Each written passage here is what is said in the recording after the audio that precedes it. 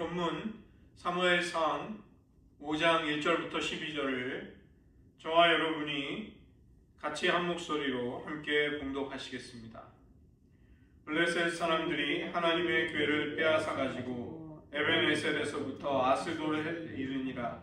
블레셋 사람들이 하나님의 궤를 가지고 다곤의 신전에 들어가서 다곤 곁에 두었더니 아스돗 사람들이 이튿날 일찍이 일어나 본즉 다곤이 여호와의 궤 앞에서 엎드려져 그 얼굴이 땅에 닿았는지라.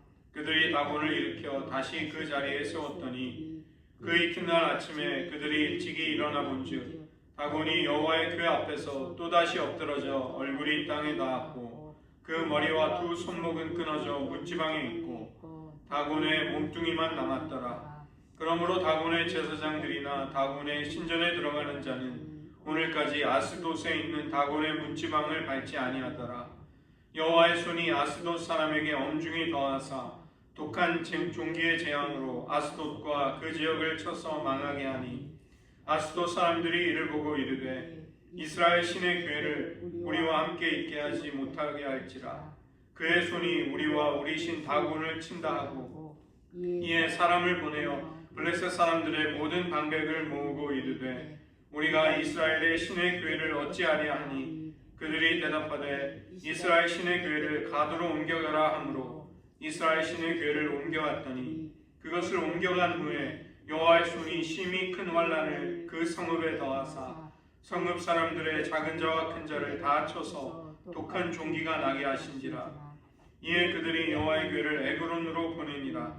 하나님의 궤가 에그론에 이른즉 에그론 사람이 부르짖어 이르되 그들이 이스라엘 신의 궤를 우리에게로 가져다가 우리와 우리 백성을 죽이려 한다 하고 이에 사람을 보내어 블레셋 모든 방백을 모으고 이르되 이스라엘 신의 궤를 보내어 그 있던 곳으로 돌아가게 하고 우리와 우리 백성이 죽임 당함을 면하게 하자 하니 이는 온 성읍이 사망의 환난을 당함이라. 거기서 하나님의 손이 엄중하심으로 죽지 아니한 사람들은 독한 종기로 치심을 당해 성읍의 부르짖음이 하늘에 사무쳤더라. 기도하시겠습니다. 하나님, 저희들 하나님이 얼마나 엄중하고 거룩하고 엄위하신 분이신지를 깨달아 하나님을 진정한 하나님으로 우리의 삶에 모시게 하시고 추워도 하나님을 수단으로 삼거나 이용하려는 어리석음을 버리게 하여 주시옵소서. 모든 말씀 예수님의 이름으로 기도드립니다. 오늘 이 시간에는 사무엘상 4장과 5장을 함께 살펴보도록 하겠습니다. 4장 1절을 보시면 사무엘의 말이 온 이스라엘에 전파되니라. 이것은 3장과 4장을 연결해서 이제 사무엘이 선지자로서의 사역을 이스라엘 전역에 걸쳐서 시작하였다는 것을 나타내 주는 것입니다. 이 블레셋 민족이 나오는데 주전 1200년경에 이들은 가나안 땅의 해안 지역에 정착한 해양 민족들이었습니다. 이스라엘이 이들과 본격적으로 싸우기 시작한 것은 사사 시대의 삼손 때부터 이 블레셋은 이스라엘의 강력한 대적으로 등장을 하고 사울 왕과 다윗이 평생에 걸쳐서 전쟁을 했던 민족이 바로 블레셋이었던 것이죠. 오늘날은 가자 지구와 서한 지구에 거기에 강제로 이주당해서 살고 있는 팔레스틴 사람들, 그들이 블레셋 민족의 후예들입니다. 블레셋과 이스라엘은 아벡과 에벤에셀 곁에 진을 쳤는데 그 가운데 중요한 교역로인 해변길이라는 그 중요한 교통의 요지가 지나가고 있었기 때문에 거기에 이제 주도권을 잡기 위한 전쟁이 벌어진 것이죠. 오늘 이 전쟁은 사사기, 특별히 사사기 20장에 나오는 이스라엘의 전쟁의 모습과는 사뭇 다른 모습을 보여주고 있습니다. 사사기를 보면 이스라엘이 지파를 중심으로 전쟁을 벌이지만 이제 사무엘상에 보면 이스라엘 전체가 전쟁을 하는 것으로 그렇게 기록이 되어 있습니다.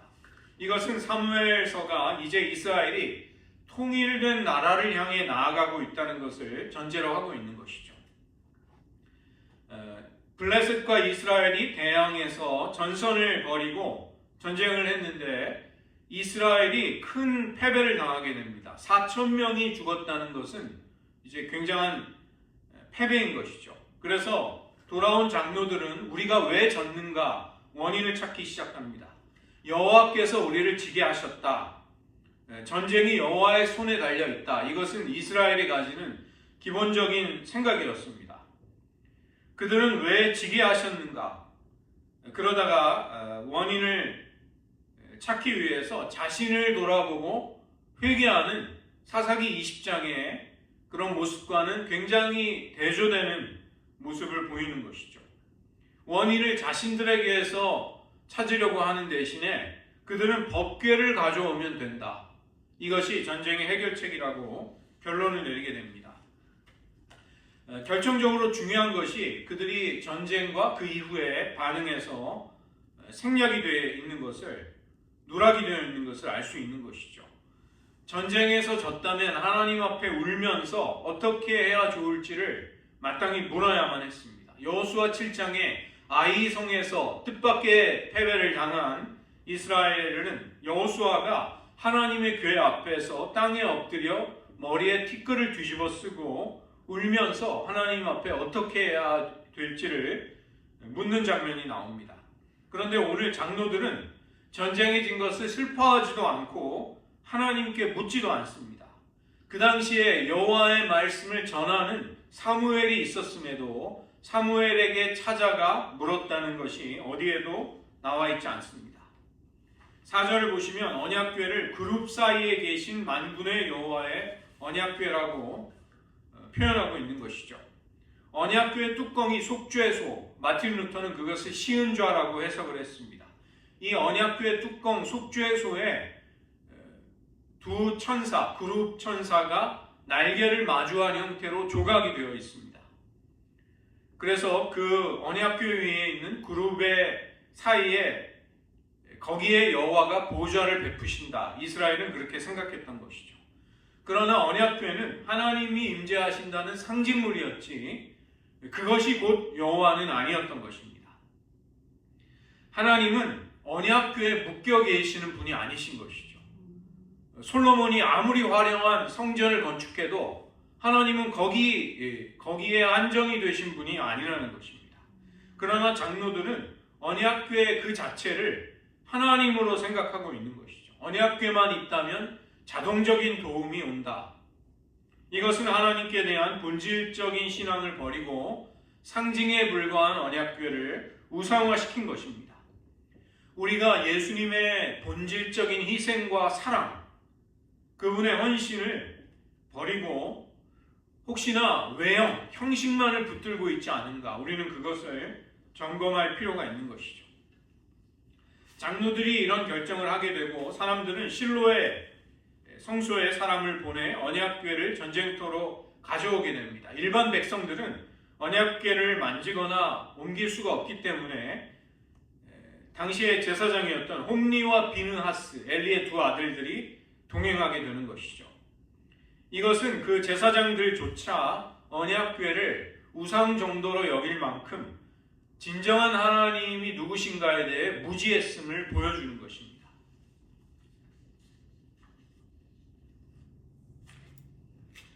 그 결과 블레셋이 어떠한 반응을 하게 되는가, 그리고 이스라엘의 비참한 패배가 찾아오게 됩니다.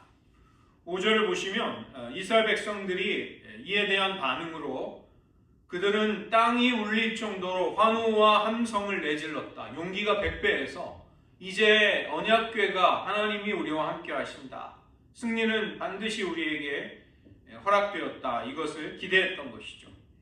그러나 블레셋 사람들의 반응은 두려움에 떨기 시작합니다. 이스라엘의 신의 궤, 언약궤가 전쟁터에 온 것은 곧 그 신이 그들의 진영 가운데 함께 하고 있는 것으로 받아들인 것이죠. 큰 재앙이 왔다, 우리가 망했다는 것을 반복적으로 외치게 됩니다.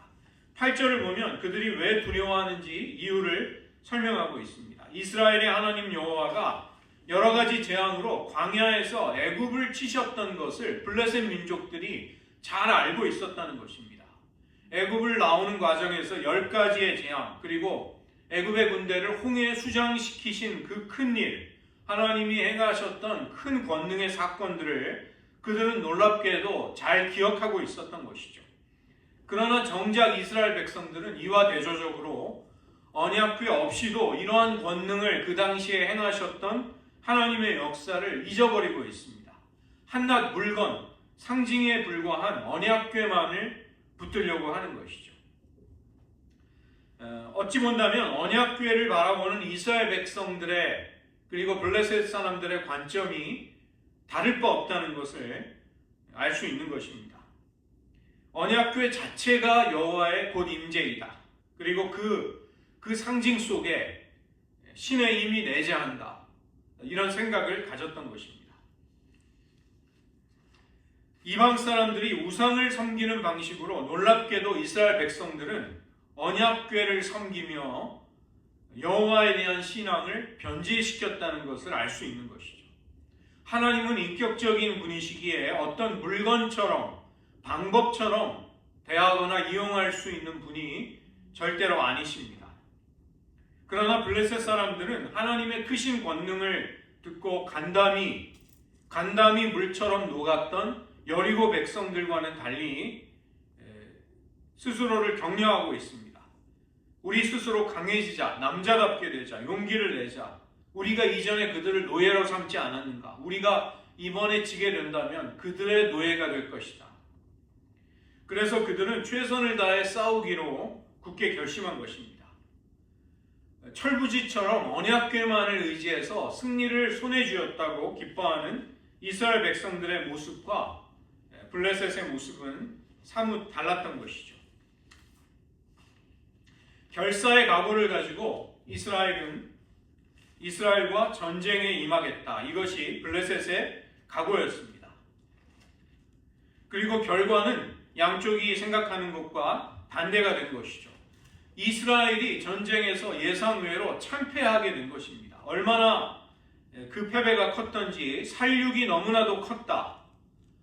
이스라엘의 병사, 보병 3만 명이 죽임을 당했다. 이전에 4천 명이 죽은 것도 큰 패배였는데 엄청난 참패를 당한 것이죠. 그 다음에 여호와의 언약궤를 빼앗기게 됩니다. 이스라엘의 역사 속에서 바벨론의 망하게 되는 사건 전에 이곳 여기 한 번을 제외하고는 언약궤를 빼앗기는 일이 이스라엘 역사 속에 일어나지 않았습니다. 하나님은 언약궤를 마치 우상처럼 섬기고 있던 이스라엘에게 경고를 주기 위해서 하나님의 이름의 명예가 훼손이 되더라도 언약궤를 블레셋의 손에 넘겨주기로 작정하신 것입니다. 하나님은 하나님 외에 다른 것을 자기 백성들이 우상으로 삼는 것을 무엇보다 싫어하고 혐오하십니다. 이 전쟁은 홈니와 비느하스가 한날에 죽임을 당함으로써 2장 34절에 예언이 이루어지는 것이죠. 엘리에게 하나님이 내리시겠다고 한 저주가 이루어지는 표징이 되는 것입니다. 하나님의 말씀이 희귀한 시대, 이스라엘은 블레셋 때문에 패배를 당한 것이 아니라 블레셋 앞에서 패했다. 성경은 그렇게 말씀합니다.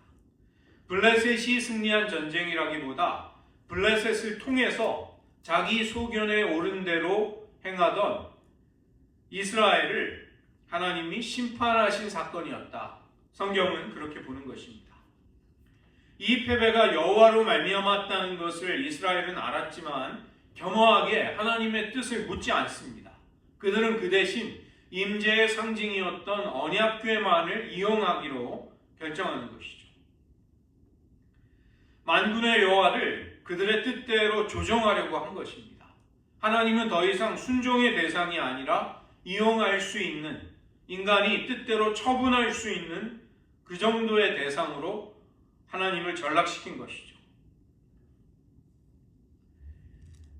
블레셋은 처음에 두려워했지만 그러나 그들은 죽기를 각오하고 싸움에 임하게 됩니다. 언약궤가 가져다 준 두려움을 그들은 죽을 힘을 다해서 싸우고자 하는 용기로 바꾸었던 것입니다. 법궤가 없었을 때 4,000명을 잃어버렸던 4,000명이 죽임을 당했던 이스라엘, 그들은 법궤를 가지고서도 이번에는 3만 명을 잃어버리는 큰 패배를 당하는 것이죠. 엘리의 두 아들이 죽임을 당하고 법궤를 빼앗기게 됩니다. 복의 근원이신 하나님이 우상 정도의 대상으로 전락하게 되자 하나님은 이스라엘에게 재앙과 고통의 근원으로 하나님의 얼굴을 바꾸셔서 그들에게 나타나신 것입니다. 이제 이 비참한 전쟁터의 소식이 엘리에게 전해지고 엘리와 비느하스의 아내가 죽음을 당하게 됩니다. 살아남은 베냐민 사람이 그날 실로로 살아서 소식을 전하러 간 것이죠. 옷을 찢고 온몸에 티끌을 뒤집어 쓴 것을 성읍 사람들이 보게 되자 그들은 전쟁에 패배한 것을 직감할 수 있었습니다. 13절을 보면 엘리는 길 옆에 의자에 앉아서 초조하게 불안한 마음을 거두지 못한 채로 소식을 기다렸습니다. 하나님의 임재의 상징이었던 언약궤는 당연히 지성소, 하나님의 거룩한 성소에 모셔두어야만 하지만 이것을 가지고 전쟁터로 갔다는 것에 대해 그는 하나님이 진노하신다면 재앙이 올지도 모른다는 두려움이 암암리에 있었을 것입니다. 이스라엘 장로들의 결정을 막지 못한 엘리, 그는 왠지 언약궤가 전쟁터에 나가는 것이 적절하지 않다고 생각했기에 떨리는 마음으로 소식을 기다렸던 것이죠. 성읍 사람들이 먼저 참패의 소식을 듣고 부르짖고 엘리가 이 부르짖음을 듣게 됩니다.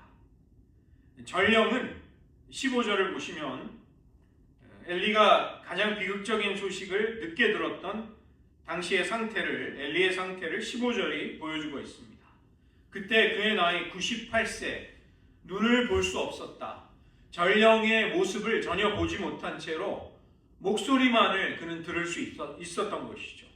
왜 육신의 눈이 시력에 관한 이야기를 굳이 하고 있는가? 엘리의 영적인 상태를 이것은 나타내 주는 것입니다. 엘리는 죽는 순간까지 영적으로 어두워진 상태였다는 것이죠.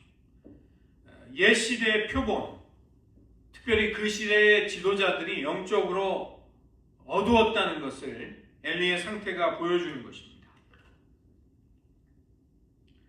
17절에서 눈이 보이지 않는 엘리에게 전쟁에서 돌아온 베냐민 전령이 소식을 전해주는 것이죠. 12절에 등장했던 전령은 많은 시간을 지체한 후에 맨 마지막에 가장 비극적인 소식을 전한 것입니다. 덜 심각한 소식부터 가장 심각한 일로 그 정보를 전달하려는 내용을 옮겨가는 것이죠. 백성들이 블레셋 사람 앞에서 도망했다. 이것은 가장 덜 심각한 것입니다. 그 다음에 큰 살육이 일어났다. 더 큰 일이 벌어진 것이죠. 그 다음에 홈리와 비느하스 두 아들의 죽음의 소식, 맨 마지막에 법궤를 빼앗겼다는 소식이 전해진 것입니다. 엘리는 점점 더 충격적인 소식이 들려오자 그 충격을 이기지 못하고 의자에서 뒤로 넘어지면서 목이 부러져서 바로 죽음을 맞이합니다. 의자에서 떨어진다고 해서 사람이 죽지는 않은 것이죠. 그가 나이가 많고 비대했기 때문이다. 성경은 상황을 설명하는 것입니다. 충격을 이기기에는 어려운 많은 나이였고 아들들이 죽었다는 소식은 그에게 엄청난 비극으로 다가왔을 것입니다. 더 이상 그의 집안에 노인이 없게 될 것이다. 하나님의 심판이 그에게 이르는 것이죠. 그러나 18절의 마지막을 보시면 그가 40년 동안 이스라엘을 다스렸다. 그 사사들을 보면 사사들 가운데 대사사, 메이저 저지즈라고 부르는 대사사들은 하나님의 권능과 능력을 나타내면서 민족을 위기에서 구원해내는 그런 사사들입니다. 기드온이라든가 삼손 같은 사람들. 반면에 소사사들, 마이너 저지스라고 불리는 소사사들이 있습니다. 이들은 이스라엘을 다스리면서 종교적이고 정치적인 지도자의 역할을 한 것이죠. 그래서 엘리도 40년 동안 소사사의 역할을 감당했다는 것을 보여주는 것입니다. 7장 15절을 보면 사무엘도 이스라엘을 다스렸다. 즉 사무엘도 엘리가 했던 그 역할을 그도 감당했다. 그것을 보여주는 것입니다. 비극적인 전쟁의 결과가 전해지자 비느하스의 아내가 또 죽음을 맞이하게 됩니다. 해산을 얼마 남겨두지 않았던 임산부였던 그녀는 남편과 시아버지의 죽음의 소식이 그에게 들려지는 것이죠. 남편의 죽음은 출산을 앞둔 그녀에게 정말 감당하기 어려운 비극으로 다가왔던 것입니다. 산통이 엄습했고 아기를 고통 속에 출산하게 되지만 그녀는 죽음을 맞이합니다. 옆에 있던 여인들은 이 비느하스의 아내의 기운을 북돋워주기 위해서 안심하라, 아들을 낳게 되었다. 새로운 생명을 탄생시키는 어머니에게 모성애를 통해서 기운을 차릴 수 있도록 가장 격려가 되는 좋은 소식을 전해주었던 것이죠. 그러나 오늘 말씀을 보면 비느하스의 아내는 이런 말들을 무시합니다. 그 대답도 하지 않고 아들이 탄생했다는 기쁜 소식을 마음에 두지도 않았다. 이것은 모든 희망의 끈을 놓아버린 것입니다. 그리고 마지막 유언으로 태어나는 아기의 이름을 이가봇이라고 짓는 것이죠. 즉 법궤를 빼앗긴 것을 하나님의 부재로, 하나님이 더 이상 우리와 함께하지 않는다는 것으로 그녀는 받아들인 것입니다. 그러나 이런 잘못된 신앙이 엘리의 가정을 더욱더 비극 속에 빠져들게 한 것이죠. 참된 여호와 신앙은 법궤와 같은 물건, 성전, 제도에 매이지 않습니다. 하나님을 인격적으로 만나고 그분을 사랑하고 경외하고 관계를 맺는 데서 그 신앙이 이루어지는 것이죠. 그 당시에 이스라엘 백성들은 하나님을 잘 몰랐기 때문에 법궤를 잃어버리자 깊은 절망에 빠지게 됩니다. 그러나 하나님의 역사는 도리어 이제부터 시작이 되는 것이죠. 엘리가 나이가 많고 몸이 비대했다. 이 몸이 무거웠다는 것은 역설적으로 영적으로 그가 말할 수 없이 가벼웠다, 초라했다. 그것을 말하는 것입니다. 또 육신의 몸이 비대했다는 것은 인간적인 탐욕, 그런 것을 암시하고 있는 것이죠. 그 사막 교부들은 7가지 치명적인 죄 가운데 탐식을 첫 번째 죄로 꼽습니다. 그래서 탐식을 제어하지 못하는 사람은 나머지 그 심각한 죄들과 싸울 수 없게 된다. 이미 패배를 당한다. 그렇게 보았던 것이죠. 하나님은 그에게 무거운 영광의 의자에 더 이상 앉지 못하게 하시고 그를 음부로 데려가신 것입니다. 이 엘리의 말년을 보고 그가 40년이나 제사장 겸 사사로 일할 수 있었던 그의 이력, 또 장수 98세까지 장수했다는 것이 과연 그의 복이었는가? 우리는 그렇게 말하지 못할 것입니다. 우리의 인생의 이력서의 맨 마지막 칸을 하나님이 쓰시는 것이죠. 하나님을 영광스럽게 하는 삶을 살았기에 하나님이 그를 영광의 자리에 마지막까지 앉게 하셨다. 우리의 인생의 이력서가 우리는 그렇게 되기를 소망하고 그러한 고민을 해야 할 것입니다. 남편의 전사 소식에 비느하스의 아내도 해산하다가 죽어가면서 이가봇이라는 아들의 이름을 짓는 것이죠. 직역을 하면 영광이 어디 있느냐, 즉 이스라엘에서 영광이 떠나가셨다는 탄식입니다. 아들을 얻었기 때문에 미래를 얻었지만 남편과 하나님을 빼앗긴 미래, 이것은 소망이 없는 미래일 뿐인 것이죠. 그러나 이스라엘이 약해서 법궤를 빼앗긴 것이 아니라 하나님이 스스로 굴욕을 자취하시면서까지 이스라엘을 떠나셨기 때문에 이스라엘이 패배했던 것입니다. 바로에게 수치를 주고 영광을 얻으셨던 구원의 하나님, 그 동일하신 하나님이 여기에서는 하나님을 경멸하는 자기 백성에게 영광, 그 무거움, 카보드를 거두어 가시고 그들을 수치와 고통 아래 두시기로 작정하셨다는 것입니다. 우리가 역사 속에서 하나님의 주권을 읽어낸다는 것은 사실 쉽지 않은 일입니다. 누구나 이것을 할 수 있다면 모든 사람들이 하나님을 믿을 것입니다. 하나님의 부재와 무능력과 침묵처럼 보이는 그런 증거, 그런 역사의 증거가 너무나도 많은 것이죠. 왜 하나님은 힘과 권능으로 이스라엘과 블레셋의 전쟁에서 자신을 증명하시지 않는가? 그 전쟁이 하나님을 이용하려는 전쟁이었기 때문입니다. 하나님은 엘리의 아들들이 이끄는 블레셋과의 전투를 패배로 이끄십니다. 장로들은 패배의 책임이 자신들에게 있음을 알지 못한 채 하나님의 적극적인 개입을 이끌어내기 위해 법궤를 전장으로 가지고 가는 편법을 쓰는 것이죠. 인간의 승리 방정식에 놀아나는 하나님, 그것은 죽은 우상에 불과하지 살아계신 하나님이 아니라는 것입니다. 언약궤를 앞세우기조차 했지만 결과는 비참했습니다. 이스라엘의 기대와 달리 블레셋은 더욱 용기를 내서 맹렬하게 싸웠던 것이죠. 하나님은 법궤를 의지한 이스라엘 편에 서지 않으시고 그들을 공격하는 블레셋 편에 서신 것입니다. 이것은 이스라엘의 패배가 하나님이 수치를 스스로 불러들이시는 결정 때문에 그들에게 온 결과였던 것이죠. 하나님은 마치 무기력하게 포로로 잡혀가시듯 하나님의 임재의 상징인 법궤를 빼앗기는 것을 허락하십니다. 그러나 하나님은 전쟁에 졌지만 결코 패배하지 않으셨다는 것을 이후에 모든 사건들 속에 보여주시는 것이죠. 우리는 하나님의 하나님 되심이 항상 힘과 권력으로만, 승리로만 드러나거나 증명이 되지 않는다는 것을 똑똑히 잊지 말아야 하겠습니다. 때로는 하나님의 패배와 침묵과 물러남을 통해, 하나님의 부재를 통해 하나님은 자기 자신을 드러내시기도 하시는 것이죠.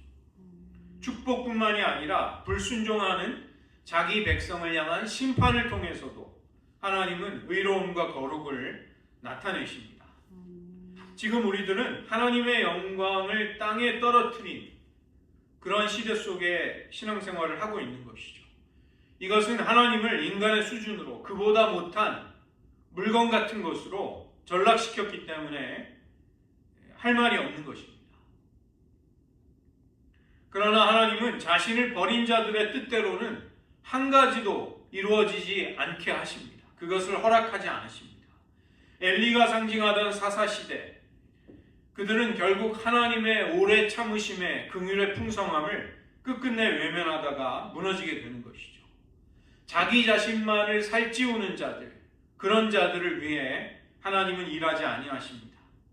남편의 전사 소식에 비나스의 아내는 이가봇, 하나님의 영광이 떠났다고 외치는 것이죠. 그러나 이스라엘이 약해서 패배했다기보다 하나님이 스스로 이스라엘을 떠나시고 영광을 거두셨기에 패배한 것입니다. 이것이 진정한 패배이고 진정한 수치인 것이죠. 적들이, 원수들이 우리를 이기는 것이 패배가 아니라 하나님이 우리를 버리시고 외면하시는 것이 패배입니다. 원수들이 우리의 생명을 결정짓는 것 같을지라도 하나님이 우리를 버리시지 않는 한, 하나님이 우리를 인정해 주시고 계시는 한 우리는 승리하는 것입니다.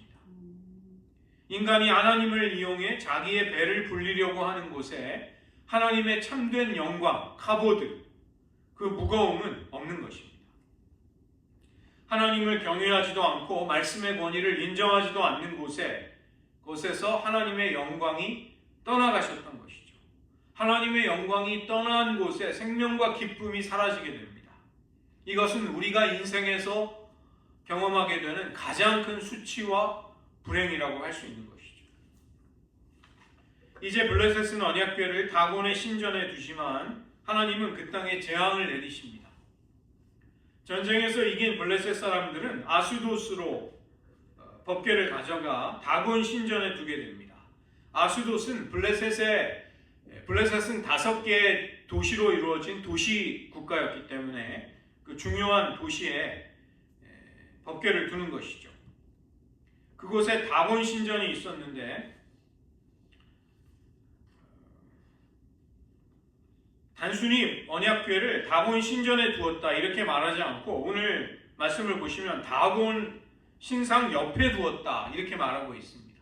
이것은 전쟁에 진 여호와가 다곤 신에게 이제 항복하고 신하가 되었다, 종이 되었다 이것을 표현하고 나타낼 수 있는 전시를 하는 것입니다.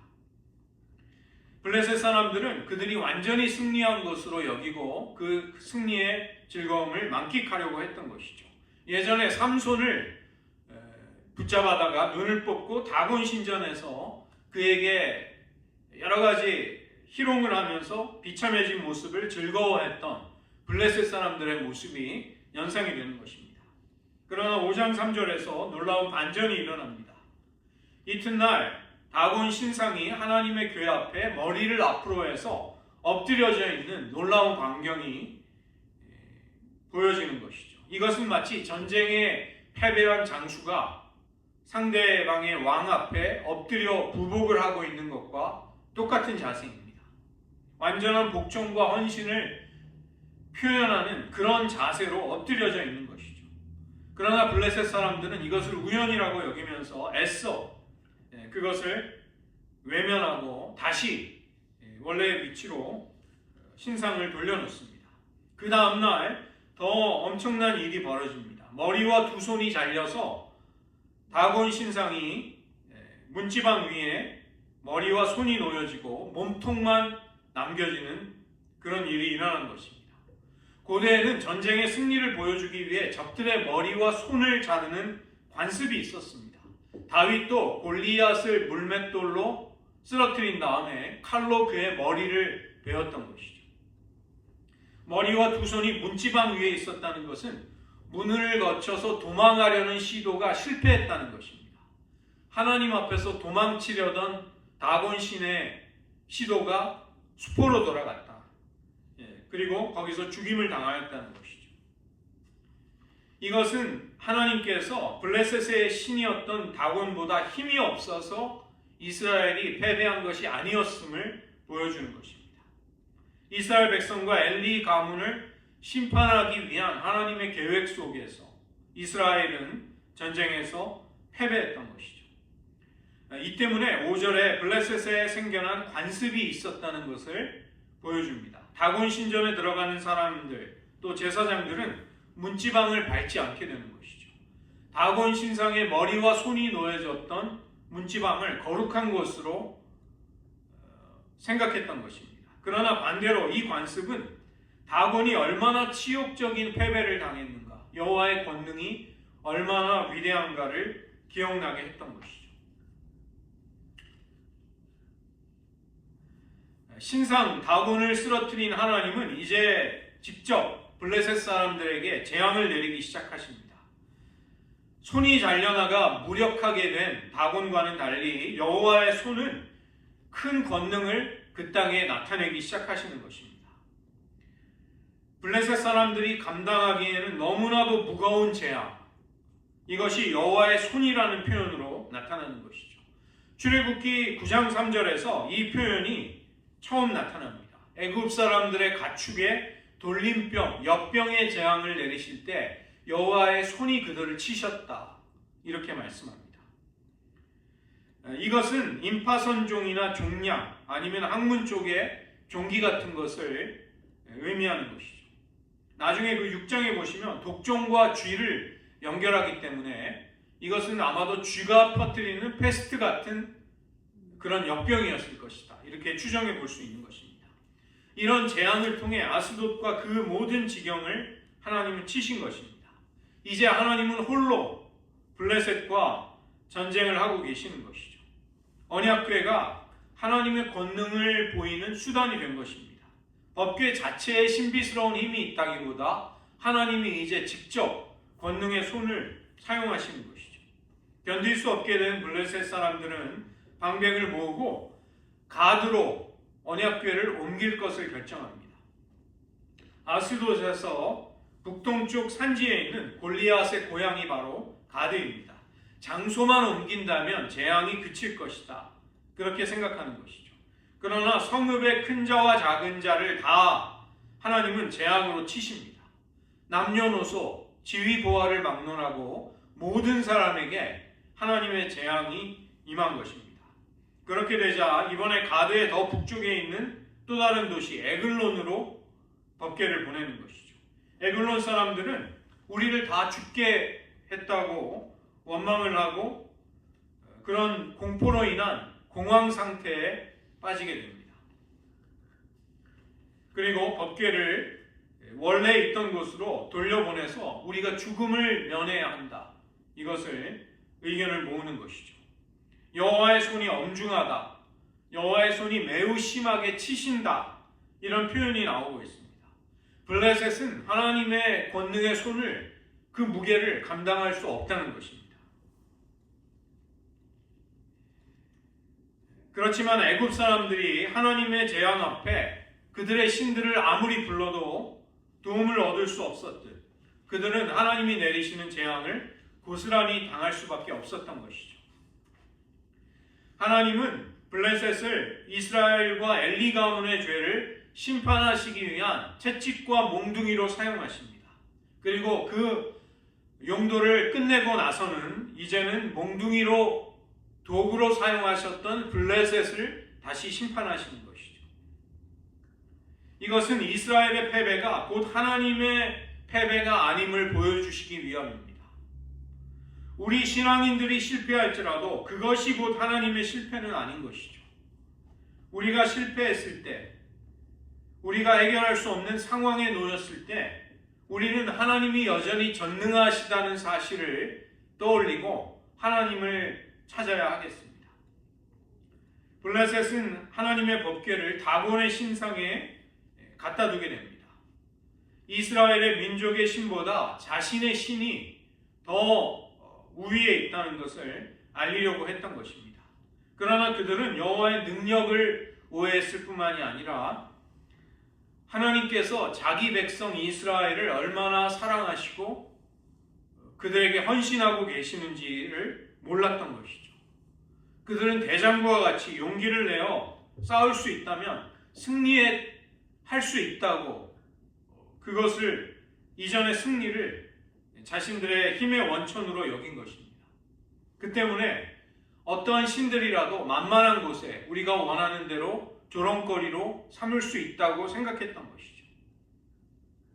지금도 세상은 우리가 하나님을 어떻게 대하는가를 보면서 하나님에 대한 것을 알게 될 것입니다. 우리가 하나님을 존귀하게 여기지 않고 정말 가벼이 허접하게 대접을 한다면 사람들은 하나님을 조롱하고 비아냥거려도 된다고 생각할 것입니다.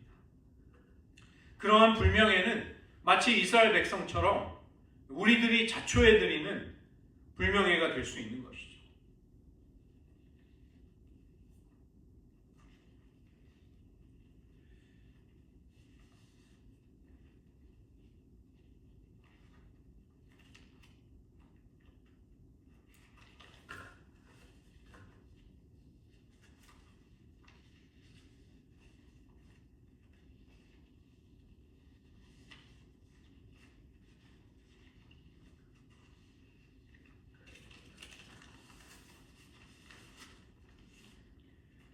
블레셋 사람들은 다곤 신상이 법궤 앞에서 얼굴을 대고 엎드려진 것을 발견하게 됩니다. 이것은 그 신상조차 우상조차 여호와를 경배하는 자세로 굴복했다는 것을 보여주는 것이죠. 그 넘어진 신상을 인간이 일으켜 세웠다는 것은 그 신상이 아무것도 아닌 돌덩이에 불과하다는 것을 보여주는 것입니다. 전날까지도 승리자로 보였던 다곤신, 밤새 손목과 머리가 잘려진 채로 나뒹굴게 됩니다. 마치 여호와께 희생제물로 바쳐진 듯한 모양새였던 것이죠. 이것을 통해 하나님은 법궤가 빼앗긴 것이 아니라, 이것이 여호와의 패배를 가리키는 것이 아니라 하나님이 여전히 참된 신이심을 스스로 증명해내신 것입니다. 강한 손과 편팔로 자기 백성을 애굽에서 인도해내셨던 하나님은 그 권능의 손을 가지고 아스돗과 가드와 에글론을 치시는 것이죠. 다곤 신의 손을 잘라버리고 법궤가 가는 곳마다 독종의 재앙으로 블레셋을 심판하셨습니다. 블레셋은 손목이 잘린 자기 신의 무력함을, 무능함을 절감하면서 다곤 신에게 도움을 요청할 수조차 없게 됩니다. 그리고 우리가 이스라엘의 신의 교회를 어찌할꼬 그들은 탄식하게 되는 것이죠. 승리의 상징이었던 법궤, 그것이 그들에게는 재앙의 환란의 근원으로 바뀌어 버린 것입니다. 우리가 하나님이 없이 승리를 거두더라도 그 승리의 전리품은 내일 재앙이 될 수 있다는 것입니다. 빼앗긴 법궤가 다시 돌아오는 이 모든 과정의 핵심은 여호와의 영광입니다. 4장 21절부터 22절, 영광이 떠나가셨다. 이 영광이라는 말이 카보드입니다. 카보드. 그리고 여호와의 손이 엄중하시다. 5장 6절과 11절에 엄중하시다는 말이 영광과 똑같은 어원에서 나온 카바드라는 히브리어입니다. 무겁다는 말에서 영광, 무거움이라는 말이 나온 것이죠. 그래서 이 언약궤가 블레셋에게 탈취당했다가 이것이 이스라엘로 다시 돌아오게 되는 이 모든 과정 속에서 하나님은 자신의 영광을 드러내시는 것입니다. 어느 누구도 하나님의 영광을 넘볼 수 없는 것입니다. 하나님은 나는 결코 나의 영광을 어떤 우상에게도 주지 않겠다고 이사야 선지자를 통해 말씀하시는 분이십니다. 우리가 하나님을 영광스럽고 존귀하게 여긴다면 참된 하나님을 섬기고 그분을 사랑할 수 있을 것입니다. 그러한 은혜 가운데 살아가는 삶이 되시기를 축원드립니다. 이 시간 말씀을 의지하면서 저희들 함께 잠시 기도하겠습니다. 이스라엘이 왜 언약궤를 가져가고서도 패배했는가? 그들은 하나님과의 인격적인 관계를 도외시한 채 하나님을 이용할 수 있는 도구로 자신의 축복과 승리를 위한, 안전을 위한, 번영을 위한 수단으로 삼았던 것입니다. 하나님은 결코 인간의 그런 욕망과 그런 얄팍한 농간에 움직여질 수 있는 그런 취급을 당하실 수 있는 하나님이 아니신 것이죠. 우리는 하나님을 두려워하고 경외하고 사랑할 수 있는 마음을 주시기를 구해야 하겠습니다. 우리의 마음이 혹시라도 교만해서 하나님을 소홀히 가벼이 경홀하게 여겼다면 하나님이 용서하여 주시기를 이 시간 구하고, 하나님의 영광, 카보드, 하나님의 그 무거움을 그분의 존재의 무게만큼이나 합당하게 여길 수 있는 우리가 되기를 원합니다. 하나님은 블레셋에게 탈취당한 법궤를 통해서 하나님의 영광, 카보드의 무거움을 그분의 손의 엄중하심을 통해, 그분의 손의 무거움을 통해 드러내십니다. 우리는 그런 하나님을 섬기고 있는 것이죠. 지금 세상이 하나님을 조롱하고 멸시하고 가볍게 취급하고 있습니다. 그러나 우리들이야말로 하나님이 얼마나 영광스럽고 존귀하고 무거운 분인가를 가슴 절절히 한순간도 잊지 않고 살아가는 우리들이 되기를 원합니다. 하나님의 영광을 나타낼 수 있는 자로 살게 하여 주시옵소서. 우리를 그런 하나님의 백성으로 삼아달라고 이 시간 잠시 기도하시겠습니다.